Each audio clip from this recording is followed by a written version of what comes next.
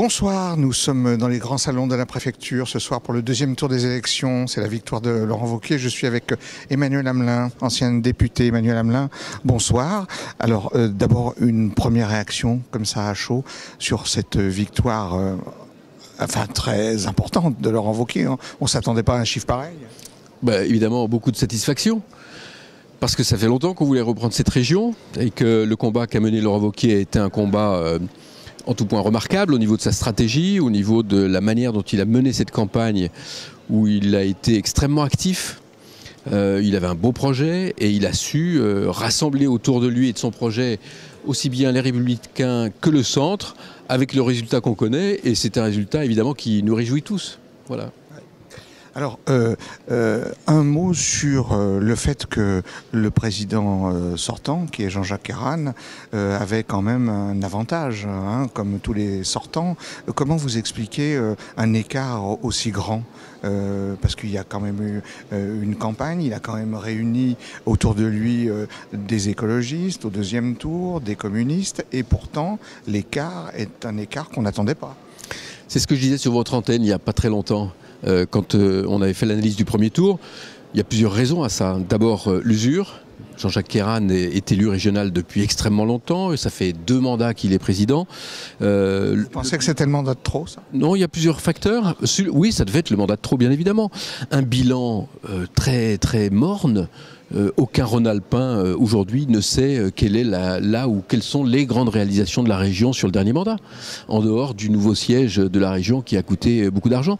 On a entendu parler de la région avec les scandales des rails, avec voilà, des choses comme ça qui faisaient que il n'y avait pas d'appétence, il n'y avait pas de dynamique. Autre raison encore, c'est la dynamique du premier tour créée par Laurent Wauquiez. C'est ce que je disais quand on en a discuté ensemble.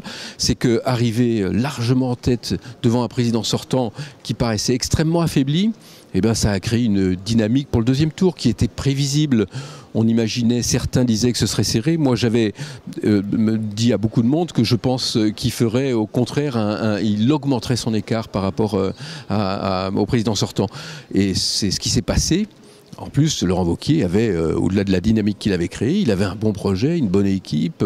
Voilà, il avait su créer une véritable appétence, envie de changement pour ce nouveau souffle pour la région Rhône-Alpes. Est-ce que Laurent Wauquiez aura les moyens maintenant de sa politique, tant au niveau financier, avec la baisse des dotations, de tout ce qu'on connaît, et puis politiquement? Écoutez, Laurent Wauquiez, c'est pas un débutant. Il a pris des engagements politiques dans différentes campagnes, y compris quand il s'est présenté à la mairie du Puy-en-Velay, où il avait dit « je vais baisser les impôts, je vais faire un certain nombre de choses, etc. » Il a tenu toutes ses promesses. Les impôts ont baissé au Puy-en-Velay. Quand il a été élu au Parlement, pareil. Donc c'est un homme d'engagement. Et quand il fait des promesses, il les tient. Au moins, ça nous change un peu. Donc, moi, je ne me fais pas de soucis. Je sais qu'il a créé une dynamique pendant cette campagne. Cette dynamique, il va la créer dans l'action à la tête de la région Rhône-Alpes avec son équipe. Et je suis absolument convaincu qu'on va très, très vite voir la différence. Et je pense que les premiers mois de son mandat vont être marquants par rapport à l'empreinte qu'il va laisser sur la région. Par contre, il aura une opposition un peu motivée, quoi. On l'a senti, nous, ce soir, au micro. Oui, comme toutes les oppositions. C'est bien d'ailleurs que l'opposition soit motivée et qu'elle soit réactive, mais pour autant, elle est l'opposition. Donc celui qui sera dans l'action et qui va mener la région Rhône-Alpes pour demain, ce sera Laurent Wauquiez. Alors, Emmanuel Hamelin, vous avez connu plusieurs périodes, vous, à Lyon, puisque vous êtes ancien député, donc vous avez vu plusieurs vagues se faire. Là, on sent que dans cette région, le Conseil général a basculé il n'y a pas très longtemps. Là, cette fois-ci, c'est la région.